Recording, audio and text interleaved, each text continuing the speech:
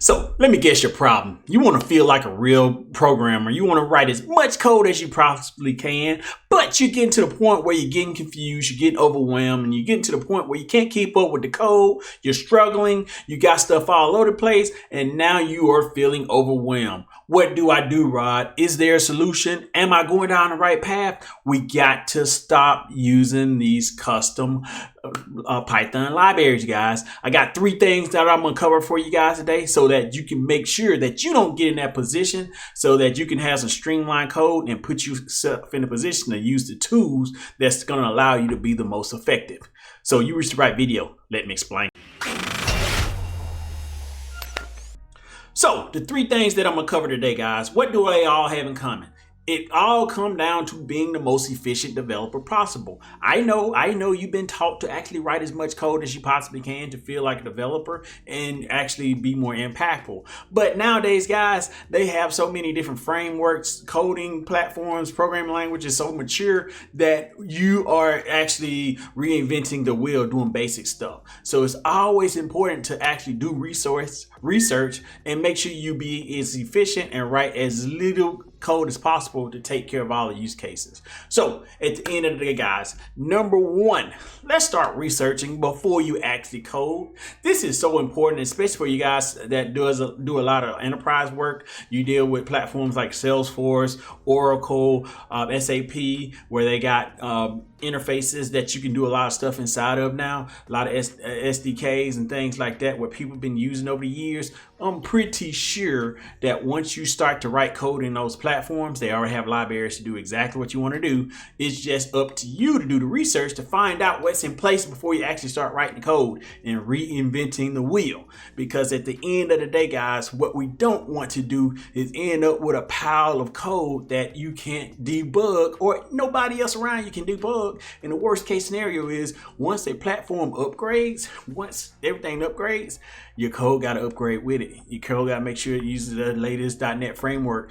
You got to support this thing long term. You want it to be as efficient, as scalable as possible, guys. We talk about this in step number 5 in our software development, guys. Once we get into the tools, it's so important that you use the most efficient tools as possible, guys. And we get into that in the details of that 7-step guide. I can't cover it here. The guide's free. But at the end of the day, guys, you got to make sure you be as efficient as possible. And don't worry if you are putting solutions into production. That's low code solutions, guys. It's not about how much code you write. It's about how effective is the code you write is doing to solve the problem. Does it cover all the use cases?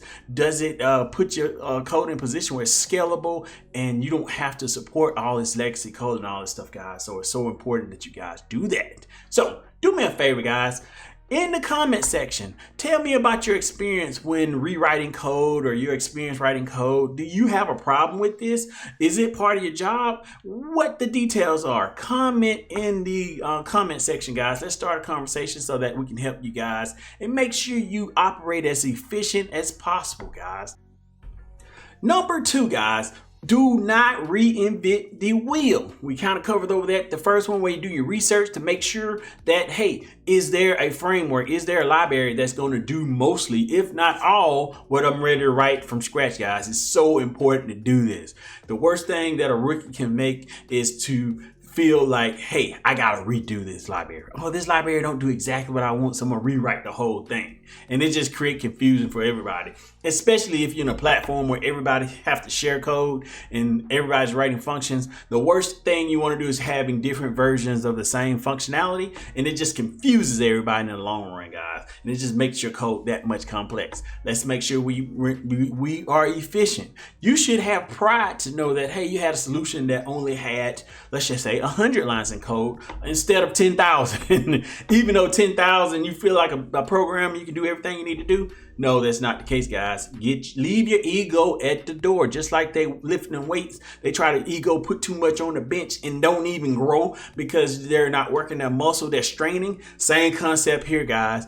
It's not the amount of code you write, is about how efficient your code is. Do not reinvent the wheel, guys. I got a lot of reasons why you shouldn't do this, but let's just say you're a developer, you're gonna do it anyway. at least make sure if you're going to do this, make sure you notate it in your code where it's a custom library and it's from scratch. It's something that you have to come back and review in the future so that you can possibly roll that into an existing library, a more mature library, a library that's going to be updated without your being there, guys. So it's so important. If you're going to do this, at least at the very minimum, make sure you document the code to say, hey, we need to re-review this code, position it for a rewrite in the future, or replace it with more scalable code. At least do that if you're going to reinvent the wheel, so that you do not find yourself with a mountain, literally a mountain of GitHub code, Git code that you have to rewrite. That's the worst thing in the world, to look at your code base and hate that you got to go in there and deal with legacy code to where if you touch one thing, it's going to break, and then you're going to be out there by yourself. No support, nobody know what your code does, and you're out there by yourself. Lot better experience when you got thousands of people who use that same framework, that same library that you're using. They can answer your questions quick. They know what it does. Just the fact that you name the library, they already have an expectation of what you're doing before you even talk to them. That's the benefit about not reinventing the wheel, guys. You do custom libraries, you're going to be alone on the island by yourself. I guarantee you that, guys. But at the end of the day, guys, what I want you guys to do one thing for me. We talk about this in our 7-step guide. Links below. It's a free guide, guys, to give you everything you need to know to put you in a direction where you don't reinvent the wheel. And if you already got that 7-step guide, I got a 30-day developer course you can enroll in and really put you in a position so that you can efficiently write code and just what you need. We're not going to try to give you everything and have you learning everything about code. That's not what we're trying to do here. We're trying to do what you need to get a job. Once you get that job, then we can expand based off what that company needs.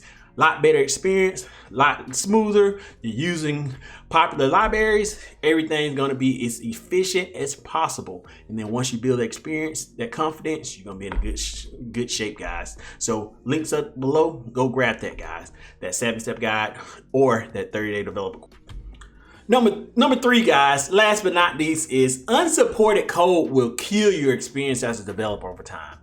At the beginning, just writing all this code and it's just happy-go-lucky, just writing code, production, writing code, production, feels so great.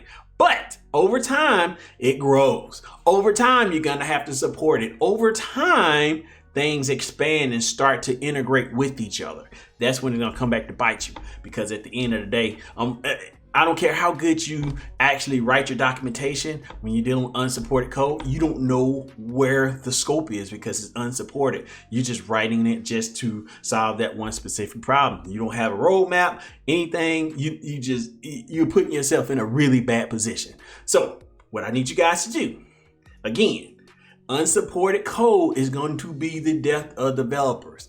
It's nothing like going into a company where a lot of legacy code, unsupported, undocumented, everything's custom, and you're having to improve that code base.